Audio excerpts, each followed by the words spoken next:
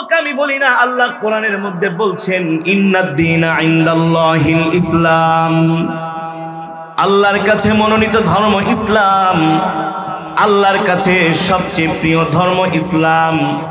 ইসলাম ছাড়া আল্লাহ তাআলা অন্য কোনো তন্ত্র মন্ত্র গ্রহণ করবে না। ঠিক কিনা বলেন? আল্লাহ কোরআনে বলছেন আল-ইয়াওমা আকমালতু লাকুম দীনাকুম ওয়া আতমামতু আলাইকুম নি'মাতি ওয়া রাদিতু লাকুমুল ইসলাম দীনা। আল্লাহু আকবার। ও যুবক, আল্লাহ কোরআনে বলছেন আল্লাহর কাছে আল্লাহ আমাদেরকে যে ধর্ম দিয়েছেন, দিন দিয়েছেন, এই পৃথিবীর জমিনে একমাত্র কমপ্লিট জীবন ব্যবস্থার নাম হলো ইসলাম। ইসলাম এদেশে কচুরি পানার মতো ভেসে আসে নাই। ও যুবক, বঙ্গোপসাগর দিয়া ইসলাম কচুরি পানার মতো ভেসে আসে নাই। এদেশে ইসলাম এসেছে আল্লাহর নবীর রক্তের মাধ্যমে, সাহাবায়ে কেরামের রক্তের মাধ্যমে। ঠিক কিনা বলেন? আল্লাহ তাআলা প্যারা নবীকে মক্কার জমিনে পাঠিয়ে দিলেন আর বললেন, ও হাবিব, আপনি কোরআনের দাওয়াত দেন, কালেমার দাওয়াত দেন। আল্লাহর নবী কালেমার দাওয়াত দিতে গিয়ে তায়েফের ময়দানে কাফেরেরা আমার নবীকে পাথর মেরে রক্তাক্ত করেছে। ঠিক কিনা বলি? আল্লাহর নবীকে 1 মাইল 2 মাইল না 5 মাইল রাস্তা আল্লাহর নবীকে পাথর মেরেছে। পাথরের আঘাত খেয়ে আল্লাহর নবী তায়েফের ময়দানে লুটিয়ে পড়েছেন। একটা পাথর মারলেন, রাহমাতুল লিল আলামিন ডান পায়ে যে আঘাত করলো, ওই জায়গা থেকে ক্ষত থেকে এমন ভাবে রক্ত বের হতে শুরু করলেন। আল্লাহর নবী পা মোবারক ভিজে গেল। শেষ পর্যন্ত নবীজির পায়ে যেই জুতা ছিল ওই জুতা মোবারক পর্যন্ত ভিজে গেল। আপনারা জানেন, শরীর থেকে যদি রক্ত নির্গত হয় কিছু সময় পরে ওই রক্তটা আঠার মতো আঠালো হয়ে যায়। এ যুবক, ভালো করে খেয়াল করো। এই কিশোরগঞ্জ নান্দাইলের যুবকেরা শোনো, আল্লাহর নবী দ্বীনের জন্য আল্লাহর নবীর কোরবানি সরকারে দো আলম রাহমাতুল লিল আলামিন কি কোরবানি করেছেন। নবীজির পায়ের সাথে জুতা লেগে গেছে, জুতা খোলা যায় না। আল্লাহর নবী ডাক দিয়েছেন, ও যায়েদ, আমার পায়ের জুতাটা একটু খুলে দাও। যায়েদ রাদিয়াল্লাহু তাআলা আনহু যখন জুতাটা টান দিলেন, আল্লাহর নবী বলে, যায়েদ রে, এত জোরে জুতা টান দিও না, মনে হয় এই জুতার সাথে আমার কলিজাটা বের হয়ে যাচ্ছে। আল্লাহর নবী তায়েফের ময়দানে দ্বীনের জন্য রক্ত ঝরাইছে। আল্লাহর নবী তায়েফের ময়দান দিয়ে হাঁটে। সাআতিশ শাজারু নাতাকাল হাজারু, তারপর শাক্কাল কমারু বিইশারাতিহি। আল্লাহু আকবার। নবী আমার তায়েফের ময়দান দিয়ে হাঁটে। সাআতিশ শাজার, গাছগুলো আমার নবীকে দেখে সালাম দেয়। আল্লাহু আকবার। আসসালামু আলাইকা ইয়া রাসূলুল্লাহ। ওগো আল্লাহর নবী, আপনি শুধু মানুষের নবী না, আপনি গাছেরও নবী। আর জোরে বলেন সুবহানাল্লাহ। আমার নবী কিভাবে গাছের নবী? রাহমাতুল লিল আলামিন সরকারে দো আলম মক্কা থেকে হিজরত করে যখন মদিনায় যায়, নবীজি প্রথমত একটা খেজুর গাছের সাথে ট্যাগ লাগায়া মেম্বার বানায়া বয়ান করতেন। দিন দিন কাফেরেরা এসে মুসলমান হচ্ছে, মুসলমানের সংখ্যা বৃদ্ধি পাচ্ছে। ফর এক্সাম্পল, এখানে আপনারা অনেক মানুষ, আমি যদি নিচে বৈশা বয়ান করি আপনারা কিন্তু শুনবেন না, দেখবেন না, আমাকে দেখবেন। আর চেহারা না দেখলে বক্তার শ্রোতাদের কাছে মজা লাগে না, বয়ান শুনে মজা পায় না। ঠিক কিনা বলেন? তৃপ্তি মিটে না। দিন দিন মুসলমানের সংখ্যা বৃদ্ধি পাচ্ছে।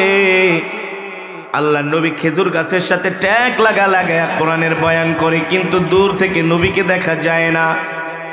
সাহাবীরা বলেন, ওগো আল্লাহর নবী, অনেক দূর দূরান্ত থেকে অনেক অমুসলিমরা আসে আপনাকে দেখার জন্য, কিন্তু আপনি উঁচু জায়গায় না বসার কারণে আপনার চেহারা দেখা যায় না। আপনি যদি আমাদেরকে অনুমতি দেন, আমরা আপনার জন্য একটা মেম্বার বানাবো, উঁচু একটা জায়গা বানাবো। সরকারে দো আলম অনুমতি দিলেন। আল্লাহর নবীর জন্য উঁচু একটা মেম্বার বানানো হলো। মেম্বারের কাজ শেষ। আগামী দিন সেই মেম্বার মসজিদে নববীতে স্থাপন করা হবে। সরকার দো আলম সেই মেম্বারের উপরে বসে বয়ান করবে, আর খেজুর গাছের সাথে আর ট্যাগ লাগাবে না, হেলান দিবে না। ঠিক পরের দিন আল্লাহ নবী মেম্বারে উঠে কোরআনের বয়ান করছেন, আর দেখতেছেন মসজিদের বারান্দা থেকে কেমন যেন বাহির থেকে শিশুর মতো ডুকরে ডুকরে কান্নার আওয়াজ আসছে। আল্লাহু আকবার। রাহমাতুল্লিল আলামিন বললেন, ও আব্দুল্লাহ ইবনে মাসউদ, দেখো দেখো কে কান্না করে। আব্দুল্লাহ ইবনে মাসউদ বের হলেন, দেখেন কান্নার আওয়াজ আসে, কিন্তু কে কান্না করে বুঝতেছে না। আব্দুল্লাহ ইবনে মাসউদ বললেন, ওগো আল্লাহর নবী, কে কান্না করে আমি আওয়াজ বুঝি না। রাহমাতুল্লিল আলামিন বলে, সাহাবী তুমি কেন বুঝো না? না বুঝার কারণ হলো আব্দুল্লাহ ইবনে মাসউদ তো আর নবী না, নবী তো আল্লাহর নবী রাহমাতুল্লিল আলামিন। কান্না তো আর সাহাবীর জন্য করে না, কান্না করে আল্লাহর নবীর জন্য, ঠিক কিনা বলেন? এবার রাহমাতুল্লিল আলামিন মসজিদ থেকে বের হলেন, খেজুর গাছটা নবীকে দেখে আরো জোরে জোরে কান্না করতেছে। সুবহানাল্লাহ। নবীজি যায় খেজুর গাছে হাত দিলেন, কিরে কান্না করস কেন? খেজুর গাছ বলে, ওগো নবীজি রাহমাতুল্লিল আলামিন, এতদিন পর্যন্ত আপনি আমার সাথে হেলান দিয়া কোরআনের বয়ান শুনাইছেন, আজকে থেকে আপনার জন্য মেম্বার বানানো হয়েছে, আপনি আর আমার সাথে কোনোদিন হেলান দিবেন না। আপনার বরকতি শরীর মোবারক আমার খেজুর গাছের সাথে লাগবে না। এই কষ্ট, এই যন্ত্রণা, এই বিয়োগ বেদনা আমি খেজুর গাছ সহ্য করতে পারি না। আরো জোরে বলেন আল্লাহু আকবার। নবীজি বলে, খেজুর গাছ তুই কাঁদিস না, কাঁদিস না, আমি নবীও তোকে সাথে করে জান্নাতে নিয়ে যাব। আল্লাহু আকবার। এই যুবক, তোমার আমার কলিজার টুকরা নবী কেমন নবী ছিল ভালো করে খেয়াল করো। তায়েফের ময়দানে কাফেরেরা নবীকে পাথর মারে, আর গাছ সাতিশ শাজারু, গাছ আমার নবীকে দেখি সালাম দেয় আর বলে, ওগো আল্লাহর নবী, আপনি শুধু মানুষের নবী না, আপনি আমাদেরও নবী। তায়েফের কাফেরেরা আপনাকে পাথর মেরে রক্তাক্ত করেছে, আমরা গাছ সহ্য করতে পারি না। আল্লাহু আকবার। নবী আমার কিছু দূর হেঁটে যায়, তায়েফের পাথরেরা দেখো আমার নবীকে সালাম দেয়। আল্লাহু আকবার। নাতাকাল হাজার, তায়েফের পাথরগুলো আমার নবীকে চিনে, পাথরের জবান খুলে গেল। নাতাকাল হাজার, হাজার মানে কি? জোরে বলেন কি? হাজার মানে পাথর, সাজার মানে গাছ। পাথরের জবান খুলে গেল, পাথরগুলো বলো, গো আল্লাহর নবী, আপনাকে পাথর মেরে রক্তাক্ত করেছে, আমরা তায়েফের পাথরগুলো সইতে পারি না, আমরা তায়েফের পাথরগুলো সইতে পারি না। আল্লাহর নবীকে এমন ভাবে ক্ষত বিক্ষত করেছেন তায়েফের কাফেরেরা। রাহমাতুল্লিল আলামিন পাথরের আঘাত খেয়ে একটা আঙ্গুরের বাগানের পাশে যায় বসলেন। ওই আঙ্গুরের বাগানটা ছিল উতবার। কার বাগান ছিল? উতবা ছিল নবীজির আত্মীয়, পরিবারের নিকট আত্মীয়, একেবারে এলাকার মানুষ। সেও মক্কার অধিবাসী, কিন্তু তায়েফে তার আঙ্গুরের বাগান আছে। উতবাও ছিল, সাইবাও ছিল নবীজির অনেক বড় দুশমন। কিন্তু নবীজির এই রক্তাক্ত চেহারা মোবারক দেখে উতবার অন্তরের মধ্যে নবীজির প্রতি মায়া লাগলো, আত্মীয়তার সম্পর্কের দোল খেতে লাগলো। হায় রে মুহাম্মদ তো আমাদের এই ভাতিজা, আজকে তাকে তায়েফের কাফেরেরা এমন ভাবে পাথর মেরে রক্তাক্ত করেছি। উতবা দূর থেকে তাকায় দেখে আল্লাহর নবীর শরীর মোবারকের রক্তে ভিজা। নবীজির জামা মোবারক ভিজে রক্ত পড়ছে, অথচ আমার নবী কত সুন্দর নবী, আমার নবীর মতো এত সুন্দর করে আল্লাহ দুনিয়াতে কাউকে বানায় নাই। আল্লাহু আকবার। আম্মা জান আয়েশা বলে, পয়গম্বর ইউসুফের চেহারা দেখে জুলেখার বান্ধবীরা আপেল কাটতে কাটতে যে আঙ্গুল কেটে ফেলেছি। ইউসুফের চেহারার দিকে একবার তাকিয়েছি, আল্লাহ পয়গম্বর ইউসুফ আলাইহিস সালামকে এমন সৌন্দর্য দান করছেন, জুলাইখার বান্ধবীরা পয়গম্বরের চেহারার দিকে তাকায় আর চোখ ফিরাইতে পারে না। আপেল কাটতে কাটতে আঙ্গুল পর্যন্ত কেটে ফেলেছেন। আম্মা জান আয়েশা বলে, মিশরের রমণীরা পয়গম্বর ইউসুফের চেহারা দেখে আঙ্গুল কেটে ফেলেছে।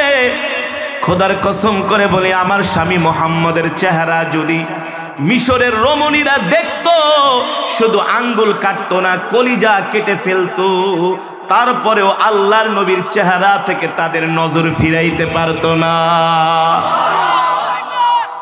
আমার নবী যখন রাস্তা দিয়ে হাঁটে, আকাশের মেঘমালা আমার নবীকে ছায়া দেয়।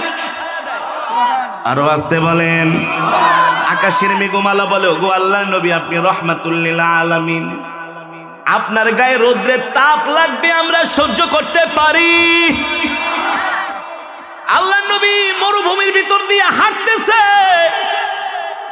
নবীজির প্রকৃতিতে ডাক দিয়েছে, নবীজির ইস্তেনজায় যাওয়ার দরকার, কিন্তু মরুভূমি তো এমন কোন বড় বাগান নাই, বাথরুম নাই, কোন জায়গায় আল্লাহর নবী বসবে? নবীজি শুধু বাথরুম করার জন্য এরাদা করেছে। মরুভূমির যত গাছ ছিল সব গাছগুলো আল্লাহর নবীর বরকতে হাইটা আইসা নবীদিকে চতুর্দিকে ঘেরাও করে রেখেছে।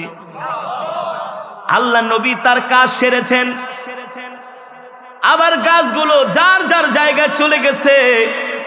আমার নবী মরুভূমির ভিতরে হাঁটতে হাঁটতে ক্লান্ত হয়ে যায়। একটা মৃত গাছের নিচে বসেছে, সেই গাছটা এখনো জর্দানের সীমান্ত এলাকায় মরুভূমিতে আছে। ওই গাছের বছর এখনো ১৫০০ বছর, ওই গাছটার বয়স এখনো ১৫০০ বছর। আল্লাহ নবী মরুভূমির ভিতরে একটু আরাম করবে, কোনো ভালো গাছ নাই, একটা মৃত গাছের নিচে যায় নবীজি কেবলমাত্র একটু হেলান দিয়া বসছে। ওই মৃত গাছটা আল্লাহর নবীর বরকতের সাথে সাথে জিন্দা হয়ে গেছে। কেনই বা হবে না? আমার নবী ওমা আরসালনাকা ইল্লা রাহমাতাল লিল আলামিন, আমার নবী হচ্ছেন সমগ্র জগতের জন্য রহমত। ও যুবক, কি আমার নবী রহমত, আমার নবী বরকত। নবীর বরকতে মরুভূমির গাছটা পর্যন্ত জিন্দা হয়ে গেছে। সরকারে দো আলম আল্লাহ নবীকে তায়েফের কাফেররা এমন ভাবে পাথর নিক্ষেপ করে নবীজিকে রক্তাক্ত করেছে। দূর থেকে উতবা সাইবা দেখছে নবীজির এই অবস্থা। উতবা সাইবা মনে মনে ভাবে, হায় রে, মুহাম্মদের সাথে আমাদের ক্ষমতার দ্বন্দ্ব, রাজনীতির দ্বন্দ্ব, তাতে কি হয়েছে? মুহাম্মদ দ্বীনের দাওয়াত দেয়, আমরা তার দাওয়াত মানি না, এক আল্লাহর দাওয়াত মানি না, তাতে কি হয়েছে? কিন্তু মুহাম্মদকে পাথর মেরে তায়েফের কাফেরেরা এমন ভাবে রক্তাক্ত করেছে। এই দৃশ্য দেখে উতবা সাইবার অন্তরের মধ্যে আত্মীয়তার সম্পর্কের দোল খেতে শুরু করেছে। সুবহানাল্লাহ বলেন। নবী আমার একদিন না, 2 দিন না, 3 দিন পর্যন্ত নবীজি কিছু খায় না। আপনাদের কাছে প্রশ্ন, আমি আপনাদের এলাকায় ওয়াজ করতে আসছি, এখন আপনারা যদি আমাকে দুইটা কটু কথা বলেন, আমার কষ্ট লাগবে কি লাগবে না? একজনে এসে যদি জামা টান দেন, আর একজনে যদি থুতু মারেন, আর একজনে যদি বলেন মিয়া আপনি একটা মিথ্যাবাদী ভণ্ড প্রতারক, কষ্ট লাগবে কি লাগবে না? আরে খাওয়া দাওয়া এটা তো অনেক পরের বিষয়।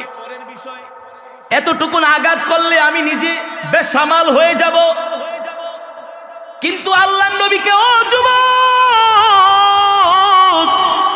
সেই দিন তায়েফের কাফেরেরা আমার নবীর সাথে, কলিজার টুকরা নবীর সাথে কি আচরণ না করলো।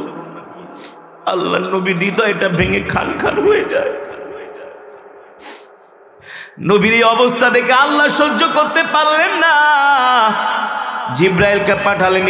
জিব্রাইল, যাও যাও, যেই বন্ধুর জন্য এই দুনিয়াটা সৃষ্টি করেছি, ওই বন্ধুকে তায়েফের কাফেরেরা পাথর মেরে রক্তাক্ত করেছে, আমি আল্লাহ সহ্য করতে পারি না। আমার বন্ধুকে যায় বলো, আমার বন্ধু যদি চায় এক মুহূর্তের মধ্যে তায়েফের কাফেরদেরকে আমি আল্লাহ পাথর দিয়া চাপা দিয়া শেষ করে দেব। জিব্রাইল আসছে, ওগো আল্লাহর নবী, আপনি বলেন আপনি কি চান? যদি চান মাত্র এক মুহূর্ত, আল্লাহর কি আযাব দিতে সময় লাগে নাকি? জোরে বলেন। আল্লাহ ছাড় দেয় কিন্তু ছেড়ে দেয় না। আল্লাহ ছাড় দেয় কিন্তু আল্লাহ অনেক ধৈর্য ধরে। যখন আল্লাহর আযাব আসা শুরু করে আল্লাহ ছাড়ে না, ঠিক কিনা বলেন? যেমন মিস্টার ফেরাউন পয়গম্বর মূসা আলাইহিস সালামকে অনেক কষ্ট দিছে না? ফেরাউন 450 বছরে বহুত বিক্রামি করছে মূসার সাথে, পয়গম্বরের সাথে, ঠিক কিনা বলেন? শেষ ফাইনালে আল্লাহ যখন ফেরাউনের ডাইকা নিয়ে সমুদ্রের ভিতরে চুবায় চুবায় মারতেছে, ফেরাউন বলতেছে আল্লাহ আমি ঈমান আনছি। আল্লাহ বলে তোর ঈমান আনার দরকার নাই, তোর ঈমান আনার দরকার নাই, তুই জমিনের মধ্যে ফিতনা ফাসাদ সৃষ্টি করছস, তোর সময় শেষ, আমি আল্লাহ তোকে এখন ধ্বংস করে দেব, ঠিক কিনা বলেন? আলআনা ওয়াকাদ আসাইতা ক্বাবলু ওয়া কুনতা মিনাল মুফসিদিন। আল্লাহ বলে তোর সময় শেষ, জমিনের ভিতরে বহুত দাঙ্গা হাঙ্গামা করছস, মানুষের সাথে মারামারি কাটাকাটি হানাহানি করছস, আমার পয়গম্বর মূসাকে কষ্ট দিছস, আমি আল্লাহ এখন তোকে ছাড়বো না, ঠিক কিনা বলি? ঠিক মুসলমান, এই দুনিয়ার জমিনে ওই আবু জেহেলের উত্তরসূরি ফেরাউনের উত্তরসূরি এখনো আছে। আছে কি আছে না? ফেরাউনের উত্তরসূরিরা এখনো আছে। আল্লাহ বলে ফেরাউন রে, আমি চাইলে ফালিয়ামানুনা জিকা বিবাদানিকা লিতাকুনা লিমান খালফাকা আয়া। এই যুবক আল্লাহর কোরআন থেকে বলছি। আল্লাহ বলে ফেরাউন আমি চাইলে সমুদ্রের বড় বড় জলজ প্রাণী আছে তোর লাশটাকে খেয়ে ফেলতো, গুম করে ফালাইতো, কিন্তু না না না, আমি তোকে সামনেও যেতে দিব না, পিছনে যেতে দিব না, তোর লাশ কোনো জলজ প্রাণী খাবে না। এর কারণ হলো তুই আমার পয়গম্বর মূসাকে কষ্ট দিয়েছস, আমার দ্বীনকে অস্বীকার করেছস, আমার বিরুদ্ধে যুদ্ধ ঘোষণা করেছস, আমার দ্বীনের বিরুদ্ধে, ইসলামের বিরুদ্ধে কথা বলেছস, ঠিক কি না বলে? পয়গম্বর পাগল বলে থাকে, তাহলে বুঝতে হবে ওর জন্মের মধ্যে সমস্যা আছে। কিসের সমস্যা? উতুল্লিম বাদা যালিকা জানিম, ওর জন্মের সমস্যা ওই অবৈধ। বলছে কি আল্লাহ নবী? জোরে বলেন। এই যুবক ও শোনো, কে বলছে? ও শুনে রাখো, আলেমদের সাথে বেয়াদবি করলে কি হয় শুনে রাখো। নবীজি বলছেন ওলীদ ইবনে মুগীরার জন্মের সমস্যা আছে। এই কথা আবার ওলীদ ইবনে মুগীরার কানে যায় পৌঁছেছে, এ মুহাম্মদ বলছে তোমার নাকি জন্মের সমস্যা আছে। ওলীদ ইবনে মুগীরা শিক্ষিত মানুষ ছিল, সে চিন্তায় পড়ে গেছে। আরে মুহাম্মদকে আমরা যতই বিরোধিতা করি এটা হলো রাজনীতির কারণ, কিন্তু মুহাম্মদের মতো এত ভালো মানুষ মক্কার জমিনে একজনও নাই, আসবেও না কোনোদিন। কিন্তু মুহাম্মদ যদি বইলা থাকে আমার জন্মে সমস্যা আছে, তাহলে নিশ্চয়ই কোনো ঝামেলা আছে। কারণ মুহাম্মদ কোনোদিন মিথ্যা কথা বলে, সে কোনোদিন অবাস্তব অবান্তর কথা বলে, কিন্তু তার যে জন্মের সমস্যা আছে এই কথা তো শুধু তার মাই বলতে পারবে, এছাড়া তো আর কেউ না। কারণ সে তো তোর মায়ের পেট থেকে এসেছে। এখন সন্তান মাকে কিভাবে এই কথা বলে? মা, মুহাম্মদ আমাকে বলছে আমার নাকি জন্মের সমস্যা আছে, কিন্তু মা লজ্জার বিষয় আমি তোমাকে কিভাবে এই কথা জিজ্ঞেস করি যে আমার আসলে কি জন্মের সমস্যা আছে কিনা? বিপদে পড়ছে না? বেয়াদব কুলাঙ্গার বিপদে পড়ছে না? ওলীদ ইবনে মুগীরা একদিন, 2 দিন, 3 দিন পর্যন্ত ঘরের ভিতরে দরজা লাগায় অভিমান করে বসে আছে। মুহাম্মদ আমাকে জন্মের সমস্যা বলছে, কিন্তু মুহাম্মদ মিথ্যা বলতে। যদি জন্মের সমস্যা হয় তাহলে এখানে আমার মার দোষ। কার দোষ? মার কাছে এই কথা বলতেও পারে না। অভিমান করে ঘরের ভিতরে দরজা লাগায় 3 দিন পর্যন্ত বসে আছিল মন খারাপ করে। 3 দিন পরে ওলীদ ইবনে মুগীরার মা আয়েশা বলে, এ ওলীদ তালহিনা লিমা তাবকি, তুমি কেন কাঁদতেছো ওলীদ? বলে আম্মা জান কেন কাঁদবো না? আম্মা সত্যি করে বলেন মুহাম্মদ কেমন মানুষ?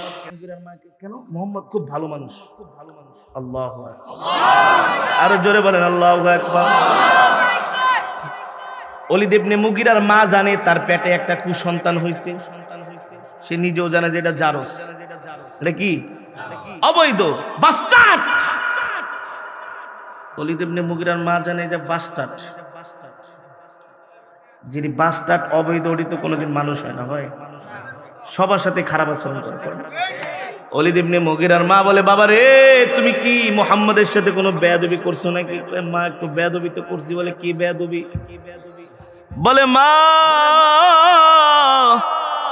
আমি মুহাম্মদকে পাগল বইলা গালি দিছি, নাউজুবিল্লাহ। আরো জোরে বলেন নাউজুবিল্লাহ। ওলীদ ইবনে মুগীরার মা বলে, বাবা তুমি এটা কি করলা? মুহাম্মদকে পাগল বইলা গালি দিলা, কিন্তু মুহাম্মদের মতো এত ভালো মানুষ মক্কার জমিনে আসে না, আর কোনোদিন আসবেও না। ওলীদ ইবনে মুগীরার মা বলে, বাবা রে তুই কেন মুহাম্মদকে গালি দিছস? আবার তার মা মনে মনে কয়, গালি তো দিবি, তোর জন্ম কই থেকে এটা তো আমি জানি। তুই গালি তো দিবি, কারণ তুই যে কত নম্বর হারামি এটা তো আমি জানি।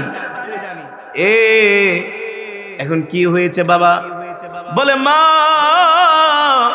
আমি মুহাম্মদকে পাগল বইলা গালি দিছি, আর মুহাম্মদ বলছে আমার নাকি জন্মে সমস্যা আছে।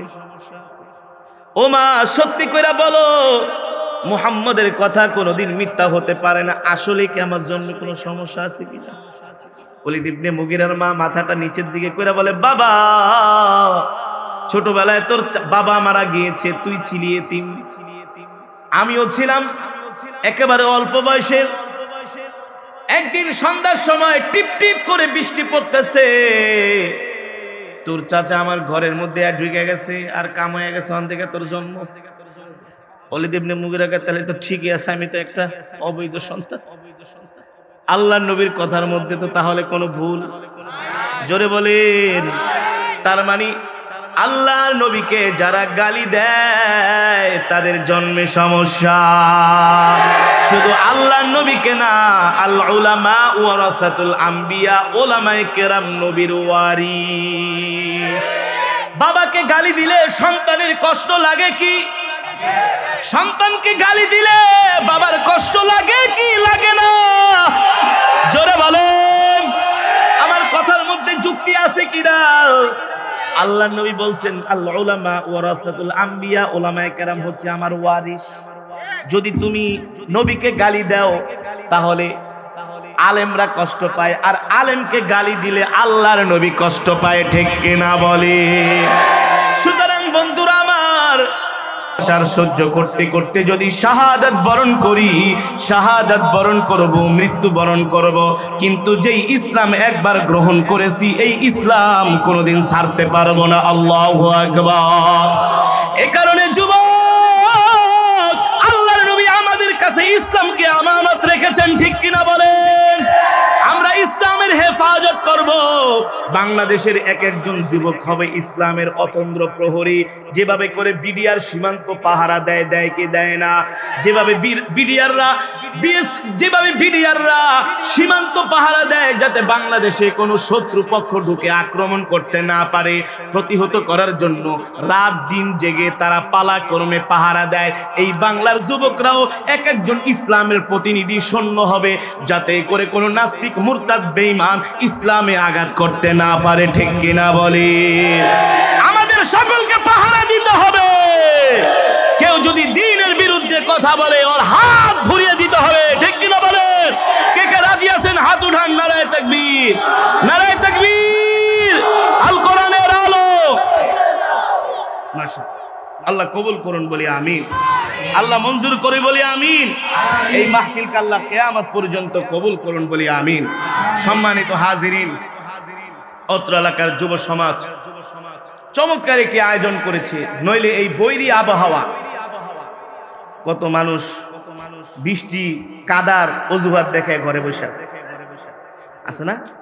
কিন্তু আপনাদের মাঝে যাদের ঈমান আছে আপনারা কিন্তু ঘরে থাকতে পারেন। আপনাদের ঈমান আপনাদেরকে কোরআনের মজমায় নিয়ে আসছে। খুশি নাকি বেজার? খুশি নাকি বেজার? এই মাহফিল কি এই বছরই শেষ? এই মাহফিল কিয়ামত পর্যন্ত চলবে। প্রজন্মের পর প্রজন্মে মাহফিল হবে। আজকে দাদা মাহফিলের সভাপতি, আগামী দিন নাতি হবে সভাপতি, তার নাতির ঘরে পুতি, পুতির ঘরে নাতি, এভাবে করে প্রজন্মের পর প্রজন্ম কোরআনের মজমা চলবে। এই কোরআনের মজমা যত বেশি বেশি হবে তত মুসলমানের ইমানি পাওয়ার বৃদ্ধি পাবে, ঠিক কিনা বলেন?